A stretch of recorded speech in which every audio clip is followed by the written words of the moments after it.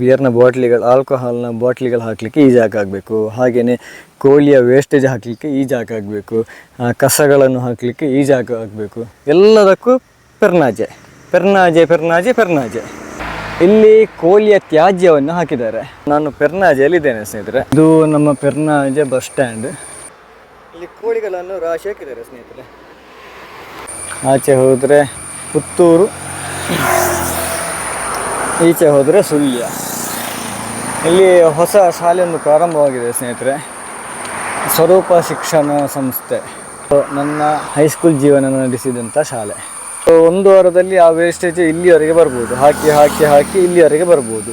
ಇಲ್ಲಿ ಒಂದು 300 ಮಕ್ಕಳಿದ್ದಾರೆ ಅಂತ ಕಾಣ್ತದೆ ಇಲ್ಲಿ. ಮತ್ತೆ ನಮಸ್ಕಾರ, ನೀವು ನೋಡ್ತಾ ಇದ್ದೀರಾ ಮಣಿಕೆ ಮಿತ್ರ ಬ್ಲಾಗ್ಸ್. ಇವತ್ತು ನಾನು ಪೆರ್ನಾಜೆಯಲ್ಲಿದ್ದೇನೆ ಸ್ನೇಹಿತರೆ. ಇದು ಮೈಸೂರು ಮಡಿಕೇರಿ ನ್ಯಾಷನಲ್ ಹೈವೇ. ಇವತ್ತಿನ ಈ ವಿಡಿಯೋವನ್ನು ಯಾರು ಕೂಡ ಸ್ಕಿಪ್ ಮಾಡಬೇಡಿ. ಸುಳ್ಯ ಪುತ್ತೂರು ಗಡಿಭಾಗ. ಇಲ್ಲಿ ಕೋಳಿಯ ತ್ಯಾಜ್ಯವನ್ನು ಹಾಕಿದ್ದಾರೆ. ಫಾರ್ಮ್ ಕೋಳಿ ಅಂತ ಉಂಟು. ಆ ಫಾರ್ಮ್ ಕೋಳಿಯನ್ನು ರಾತ್ರಿ ಹೊತ್ತು ಲಾರಿಯಲ್ಲಿ ಸಾಗಿಸುವಂಥದ್ದು. ಫಾರ್ಮಿನಿಂದ ಖಾಲಿ ಮಾಡಿ ರಾತ್ರಿ ಹೊತ್ತು ಸಾಗಿಸುವಂಥದ್ದು. ಆ ಸಾಗಿಸುವಂಥ ಸಂದರ್ಭದಲ್ಲಿ ಸತ್ತಿರುವಂಥ ಕೋಳಿ ಇರ್ತದಲ್ವ, ಅದನ್ನು ಕೆಲವರು ಲಾರಿಯಿಂದ ಹೊರಗಡೆ ಬೀಸಾಡ್ತಾರೆ. ಆ ಬೀಸಾಡಿದ್ದು ಈ ನಮ್ಮ ಪೆರ್ನಾಜೆಯಲ್ಲಿ ಉಂಟು. ಇಲ್ಲಿ 5 ಕೋಳಿಗಳು ಉಂಟು. ದಷ್ಟಪುಷ್ಟವಾಗಿರುವಂಥ 5 ಕೋಳಿಗಳು ಕೊಳಿತಾ ಉಂಟಲ್ಲಿ. ಈ ಊರಿನ ಒಂದು ಪರಿಚಯ ಮಾಡ್ತೇನೆ. ಇದು ಪೆರ್ನಾಜೆ. ಸ್ವಲ್ಪ ಹಿಂದೆ ಹೋದರೆ ಆನೆಗೊಂಡಿ, ಅದಕ್ಕಿಂತ ಆಚೆ ಹೋದರೆ ಕನಕಮಜಲು. ಸೊ ಇಲ್ಲಿ ಪೆರ್ನಾಜೆ ಅಂತ ಹೇಳಿದ್ರೆ ಈ ಸೈಡ್ ನೆಟ್ಟಣಿಗೆ ಮುಡ್ನೂರು ಪಂಚಾಯತಿಗೆ ಬರ್ತದೆ. ಸ್ವಲ್ಪ ಈಚೆ ಬಂದರೆ ಕನಕಮಜಲು ಪಂಚಾಯತಿಗೆ ಬರ್ತದೆ ಈ ಊರು. ಹಾಗೆಯೇ ಇದು ಸುಳ್ಯಪುತ್ತೂರು ಬಾರ್ಡರ್ ಅಲ್ವಾ. ಸರಿ 3 ವರ್ಷಗಳ ಹಿಂದೆ ಆನೆಗುಂಡಿ ಅನ್ನೋ ಪ್ಲೇಸಲ್ಲಿ ಕೋಳಿಯ ತ್ಯಾಜ್ಯವನ್ನು ವಿಪರೀತವಾಗಿ ಹಾಕ್ತಾಯಿದ್ರು. ಎಷ್ಟು ಹಾಕ್ತಾಯಿದ್ರು ಅಂತ ಹೇಳಿದ್ರೆ ಅದಕ್ಕೆ ಲೆಕ್ಕ ಸಿಗಲಿಕ್ಕಿಲ್ಲ. ಅಷ್ಟು ಕೋಳಿಯ ತ್ಯಾಜ್ಯಗಳನ್ನು ರೋಡ್ ಸೈಡ್ ಹಾಕ್ತಾಯಿದ್ರು. ಆನಂತರ ಅದಕ್ಕೆ ಸುಮಾರು ಗಲಾಟೆಗಳೆಲ್ಲ ಆಯಿತು. ಆ ಭಾಗದಲ್ಲಿ ರಾತ್ರಿ ಹೊತ್ತು ಹೋಗ್ಲಿಕ್ಕೇ ಸಾಧ್ಯ ಇಲ್ಲ, ಅಷ್ಟು ಒಂದು ಗಬ್ಬು ವಾಸನೆ ಬರ್ತಾಯಿತ್ತು. ಊರಿನವರಿಗೆ ಕೂಡ ಸುಮಾರು ಸಮಸ್ಯೆಗಳಾಗ್ತಾಯಿತ್ತು. ಆ ಒಂದು ಪರ್ಟಿಕ್ಯುಲರ್ ಟರ್ನ್ ಉಂಟು, ಅಲ್ಲಿ ಹಾಕ್ತಾಯಿದ್ರು. ಆನಂತರ ಇದರಿಂದ ಒಮ್ಮೆ ಮುಕ್ತಿ ಸಿಗಬೇಕು ಅಂತ ಹೇಳಿ ಎಲ್ಲರೂ ಅದಕ್ಕೆ ಒಂದು ಕಂಪ್ಲೇಂಟ್ ಎಲ್ಲ ಮಾಡಿದರು. ಆನಂತರ ಯಾರು ಬೀಸಾಡ್ತಾಯಿದ್ರು ಅವರನ್ನು ಹಿಡಿದ್ರು. ಆನಂತರ ಸಮಸ್ಯೆ ನಿವಾರಣೆ ಆಯಿತು. ನಾನು ಈಗ ಇಲ್ಲಿಗೆ ಬರುವಾಗ ಇಲ್ಲಿ ಏನೋ ಒಂದು ಸ್ಮೆಲ್ ಬಂದಾಗೆ ಆಯಿತು. ಹಾಗೆ ಇಲ್ಲಿ ಒಮ್ಮೆ ಇಣುಕಿ ನೋಡಿದೆ ಸ್ನೇಹಿತರೆ. ನೋಡಿ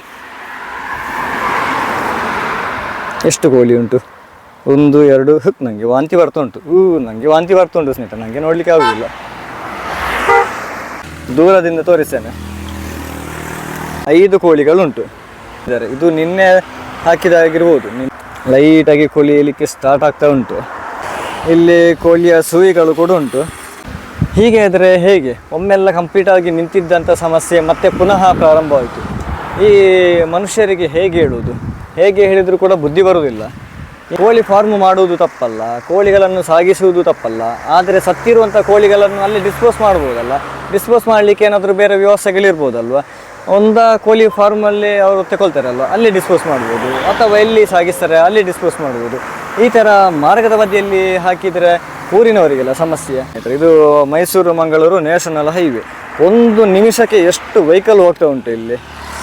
ಹಾಗೆಯೇ ಅಲ್ಲಿ ಮನೆಗಳು ಕೂಡ ಉಂಟು. ಇಲ್ಲಿ ರೋಡಿನ ಸೈಡಲ್ಲಿ ಹೀಗೊಂದು, ಅದು ನೀರು ಹೋಗಲಿಕ್ಕೆ ಅಂತ ಗೊತ್ತಿಲ್ಲ, ಈಗೊಂದು ಕಟ್ಟಿದ್ದಾರೆ. ಇದರ ಒಳಗಡೆ ಯಾರಿಗೂ ಗೊತ್ತಾಗಬಾರ್ದು ಅಂತ ಹೇಳಿ ಅಲ್ಲಿ ಕೋಳಿಗಳನ್ನು ಹಾಕಿದ್ದಾರೆ. ನಿನ್ನೆ ಬಂದು ಒಮ್ಮೆ ಹಾಕಿದರು, ಯಾರಿಗೂ ಗೊತ್ತಾಗಲಿಕ್ಕಿಲ್ಲ. ನಾನು ದೊಡ್ಡ ಬಿರ್ಸ ಅಂತ ಹೇಳಿಕೊಂಡು ಒಮ್ಮೆ ಹಾಕಿದವನಿಗೆ ಇನ್ನೊಮ್ಮೆ ಹಾಕುವುದು ಕಷ್ಟ ಅಲ್ಲ, ಮಗದೊಮ್ಮೆ ಹಾಕುವುದು ಕಷ್ಟ ಅಲ್ಲ.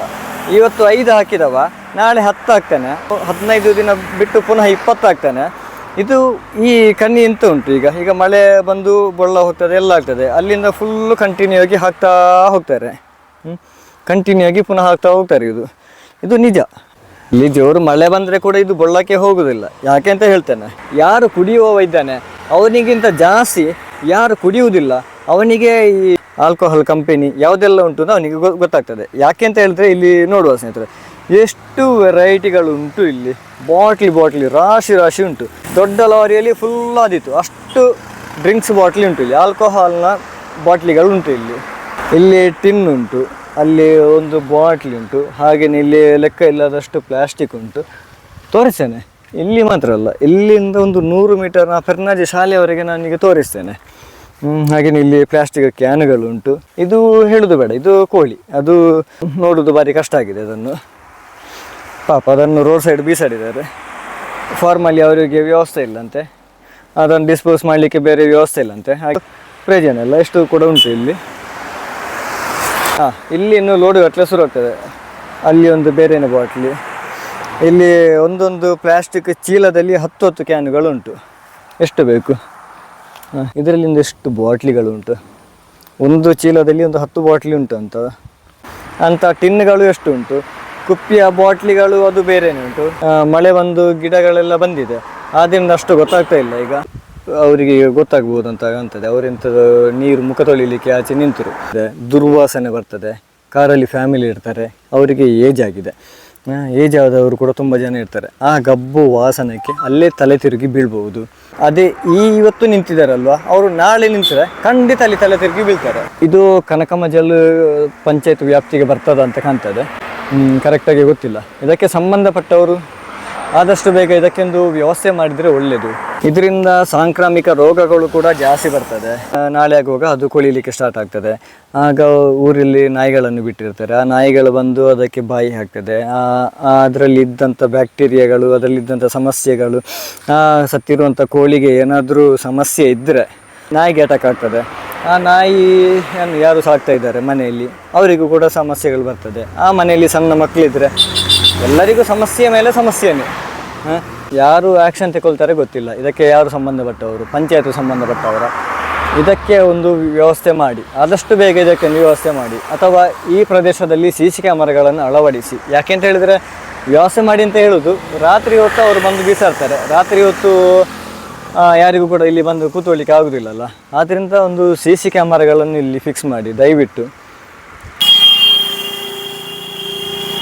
ಈ ಕಾಡು ಪ್ರದೇಶ ಆಗುವಾಗ ಅವರಿಗೆ ಬೀಸಾಡಲಿಕ್ಕೆ ಸುಲಭ ಆಗ್ತದೆ.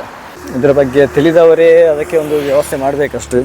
ಈ ಪ್ರದೇಶದಲ್ಲಿ ಆನೆ ಕೂಡ ಸಂಚರಿಸ್ತಾ ಇರ್ತದೆ. ದಕ್ಷಿಣ ಕನ್ನಡ ಜಿಲ್ಲಾ ಪೊಲೀಸ್, ಸುಳ್ಯ ಪೊಲೀಸ್ ಠಾಣೆ, ಸರಹದ್ದು ಪ್ರಾರಂಭ, ತುರ್ತು ಸಹಾಯವಾಣಿ 112 ಕರೆ ಮಾಡಿ, ದೂರವಾಣಿ ನಂಬರ್ ಕೂಡ ಹಾಕಿದ್ದಾರೆ. ಸೊ ಈ ಬೋರ್ಡ್ನ ಪಕ್ಕದಲ್ಲಿ ಅಲ್ಲಿ ಹಾಕಿದ್ದಾರೆ. ಇದೆಂತ ಅಲ್ಲಿಂದ ಇಲ್ಲಿವರೆಗೆ ಒಂದು ಪಿಕಪ್ ಸಿಗ್ಬೋದು ಅಂತ ಅಷ್ಟು ಉಂಟು. ಎಂತ ಇದು ಕತೆ ಎಂತ?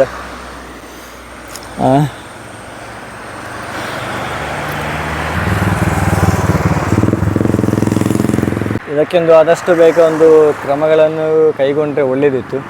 ಇಲ್ಲಿ ಎಂಥ ಕೋಳಿಯ ತ್ಯಾಜ್ಯಗಳನ್ನು ಹಾಕಿದ್ದಾರೆ ಅದಕ್ಕೆ, ಹಾಗೂ ಇಲ್ಲಿ ಎಂಥ ಪ್ಲಾಸ್ಟಿಕ್ಗಳನ್ನು ಹಾಕಿದ್ದಾರೆ, ಬಿಯರ್ ಬಾಟ್ಲಿಗಳನ್ನು ಹಾಕಿದ್ದಾರೆ. ಅದಕ್ಕೂ ಕೂಡ ಒಂದು ಕ್ರಮಗಳನ್ನು ಕೈಗೊಂಡ್ರೆ ಒಳ್ಳೆಯದಿತ್ತು. ನಾನು ಇಷ್ಟು ದಿನ ಸ್ವಲ್ಪ ಈ ಪ್ಲಾಸ್ಟಿಕ್ಗಳನ್ನು, ಕಸಗಳನ್ನೆಲ್ಲ ನೋಡ್ತಾ ಇದ್ದೆ, ಆದರೂ ಕೂಡ ಅದರ ಬಗ್ಗೆ ಅಂತ ಹೇಳಲಿಕ್ಕೆ ಹೋಗಲಿಲ್ಲ ನಾನು. ಆದರೆ ಇವತ್ತು ಆ ಕೋಳಿಯ ವೇಸ್ಟ್ಗಳನ್ನು ನೋಡಿ ಉಂಟಲ್ಲ, ಮನಸ್ಸು ತಡೀಲಿಲ್ಲ. ಅದಕ್ಕೆ ಇವತ್ತಿನ ಈ ಒಂದು ವಿಡಿಯೋ ಮಾಡಿದ್ದೇನೆ ಸ್ನೇಹಿತರೆ. ಎಷ್ಟಾಗ್ತದೆ ಅಷ್ಟು ಶೇರ್ ಮಾಡಿ. ಕಾಡು ಪ್ರದೇಶ, ಇಲ್ಲಿ ಪ್ರಾಣಿಗಳು ಕೂಡ ಬೇಕಾದಷ್ಟು ಉಂಟು. ಇಲ್ಲಿ ಬೇರೆ ಬೇರೆ ಕಡೆಗಳಿಂದ ಪ್ರಾಣಿಗಳನ್ನು ತಂದು ಕೂಡ ಇಲ್ಲಿ ಬಿಡ್ತಾರೆ. ಪ್ರತಿಯೊಂದಕ್ಕೂ ಒಂದು ಫುಲ್ ಸ್ಟಾಪ್ ಆಗಲೇಬೇಕು, ಪ್ರತಿಯೊಂದಕ್ಕೂ ಒಂದು ವ್ಯವಸ್ಥೆ ಆಗಬೇಕು. ಇಷ್ಟೊಂದು ಸುಂದರವಾಗಿರುವಂಥ ಪ್ರಕೃತಿ ನಮ್ಮ ಜೊತೆ ಇರುವಾಗ ಈ ಪ್ರಕೃತಿಯನ್ನು ನಾವು ಹಾಳು ಮಾಡ್ತಾ ಇದ್ದೇವೆ. ನನಗೆ ಒಂದು ವಿಷಯ ನೆನಪು ಬಂತು ಸ್ನೇಹಿತರೆ. ಮೊನ್ನೆ ಒಬ್ಬರು ಹೇಳ್ತಾ ಇದ್ರು, ಪೆರ್ನಾಜೆ ಪರ್ಟಿಕ್ಯುಲರ್ ಈ ಜಾಗದಲ್ಲಿ ಅವರು ರಾತ್ರಿ ಹೊತ್ತು ಬರುವಾಗ, ಒಂದು ರಾತ್ರಿ 2 ಗಂಟೆಗೆ ಅವರ ಒಂದು 2 ವೀಲರಲ್ಲಿ ಈಚೆ ಬರ್ತಾಯಿದ್ರು. ಸಡನ್ನಾಗಿ ಯಾರೋ ಅಡ್ಡ ಬಂದಾಗೆ ಆಯಿತು, ಗಾಡಿಯನ್ನು ಹಿಡಿದು ನಿಲ್ಲಿಸಿದಾಗೆ ಆಯಿತು. ಅವರಿಗೆ ನೋಡುವಾಗ ಒಂದು ವಿಕಾರ ದೇಹ ಇತ್ತಂತೆ, ಉಗುರು ಇತ್ತಂತೆ, ದೊಡ್ಡ ಕೂದಲಿತ್ತಂತೆ, ದೈತ್ಯವಾಗಿರುವಂಥ ದೇಹ ಇತ್ತಂತೆ, ಹಲ್ಲುಗಳಿತ್ತಂತೆ. ನಾನು ಸಣ್ಣ ವಯಸ್ಸಿನಿಂದಲೂ ಕೇಳ್ತಾ ಇದ್ದೆ ಈ ಒಂದು ವಿಚಾರವನ್ನು. ಪರ್ಟಿಕ್ಯುಲರ್ ಈ ನಮ್ಮ ಗುಡ್ಡಾಡಕ, ಆನೆಗುಂದಿ, ಪೆರ್ನಾಜಿ ಈ ಭಾಗದಲ್ಲಿ ಕೆಲವರು ಒತ್ತೆ ಕಣ್ಣಿನವು ಅಂತ ಹೇಳ್ತಾರೆ, ಕೆಲವರು ಬ್ರಹ್ಮರಾಕ್ಷಸ ಅಂತ ಹೇಳ್ತಾರೆ. ಗೊತ್ತಿಲ್ಲ ಎಂಥ ವಿಷಯ ಅಂತ. ಅಂದರೆ ಅದು ಬಂದ ತಕ್ಷಣ ಗಾಡಿ ಆಫ್ ಆಯ್ತಂತೆ. ಅವರ ಮುಂದೆ ಬಂದ 1 ನಿಮಿಷ ಉಂಟಲ್ವ, ಫುಲ್ ಸ್ತಬ್ಧವಾಗಿತ್ತಂತೆ. ಒಂದೇ ಒಂದು ವೆಹಿಕಲ್ ಇರಲಿಲ್ಲ. ಅದು ಪಾಸಾಗಿ ಆ ಒಂದು ಸಿಚುವೇಶನ್ ದಾಟಿದ ನಂತರ ಸುಮಾರು ವೆಹಿಕಲ್ಗಳು ಬಂತು. ಹಾಗೆಯೇ ಇಂತಹ ಒಂದು ಗಲೀಜುಗಳನ್ನು ಹಾಕಿದಂಥ ಜಾಗದಲ್ಲಿ ನೆಗೆಟಿವ್ ಕೂಡ ಜಾಸ್ತಿ ಇರ್ತದೆ. ಅದು ಸತ್ಯವಾಗಿರ್ಬೋದು, ಸುಳ್ಳು ಆಗಿರ್ಬೋದು, ಅದರ ಬಗ್ಗೆ ವಿಮರ್ಶೆ ಮಾಡೋದು ಬೇಡ. ಆದರೆ ನಾವು ಪರಿಸರವನ್ನು ಯಾವಾಗ ಹಾಳು ಮಾಡ್ತೇವೆ ಅಲ್ಲಿ ಒಂದು ನೆಗೆಟಿವ್ ಎನರ್ಜಿ ಖಂಡಿತವಾಗಿಯೂ ಸೃಷ್ಟಿಯಾಗ್ತದೆ. ಯಾವಾಗ ಪರಿಸರ ಸ್ವಚ್ಛವಾಗಿರ್ತದೋ ಸ್ವಲ್ಪ ಎಲ್ಲವೂ ಉತ್ತಮ ರೀತಿಯಲ್ಲಿ ಇರ್ತದೆ. ಇದು ನಾನು ಕಲಿತಂಥ ಪೆರ್ನಾಜೆ ಶಾಲೆ, ಪೆರ್ನಾಜೆ ಪ್ರೈಮರಿ ಶಾಲೆ. ಇಲ್ಲಿ ಅಂಗನವಾಡಿ ಈಗ ಉಂಟು. ಇಲ್ಲಿ ಇದು ಪ್ರೈಮರಿ ಶಾಲೆ ಆಗಿತ್ತು. ಅಲ್ಲಿಂದ ಅದು 1ನೇ ಕ್ಲಾಸಿನಿಂದ ಹಿಡಿದು ಇಲ್ಲಿ 7ನೇ ಕ್ಲಾಸಿನ ತನಕ ಇತ್ತು. ನಂತರ ಶಾಲೆ ಸಂಪೂರ್ಣವಾಗಿ ಶಿಥಿಲಗೊಂಡಿದೆ. ಆನಂತರ ಮೇಲೆ ಶಾಲೆಯನ್ನು ನಿರ್ಮಿಸಿದ್ದಾರೆ. ಅಲ್ಲಿ ಮಕ್ಕಳಿದ್ದಾರಾ ಇಲ್ಲೋ ಗೊತ್ತಿಲ್ಲ. ಶಾಲೆಯಲ್ಲಿ ಮಕ್ಕಳಿದ್ದರೆ ಕೂಡ ತುಂಬ ಅಪಾಯ. ಯಾಕೆಂದರೆ ಇಷ್ಟು ದೊಡ್ಡ ಪೊದೆಯ ಹತ್ತಿರ ಶಾಲೆ ಇರೋದು ತುಂಬ ಅಪಾಯಕಾರಿ. ಮಕ್ಕಳು ಹೊರಗಡೆ ಆಚೀಚೆ ಬರುವಾಗ ಏನಾದರೂ ಹಾವು, ಇಲ್ಲಿ ನಮ್ಮ ಈ ಭಾಗದಲ್ಲಿ ಉಂಟಲ್ಲ ಎಲ್ಲ ರೀತಿಯ ಪ್ರಾಣಿಗಳು ಉಂಟು ಸ್ನೇಹಿತರೆ. ಹಾವುಗಳಲ್ಲಿ ಎಷ್ಟು ನಮೂನೆ ಹಾವು ಬೇಕು ಎಲ್ಲವೂ ಉಂಟು.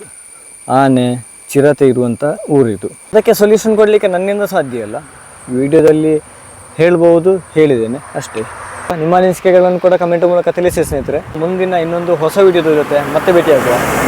ಧನ್ಯವಾದಗಳು ಸ್ನೇಹಿತರೆ. ಈ ವಿಡಿಯೋವನ್ನು ಒಂದು 4 ಜನರಿಗೆ ಶೇರ್ ಮಾಡಿ, ಯಾಕೆಂತ ಹೇಳಿದರೆ ಇದಕ್ಕೆ ಸಂಬಂಧಪಟ್ಟವರು ಬೇಗ ಇದರ ಬಗ್ಗೆ ಎಚ್ಚೆತ್ತುಕೊಳ್ಳಿ ಅಷ್ಟೇ.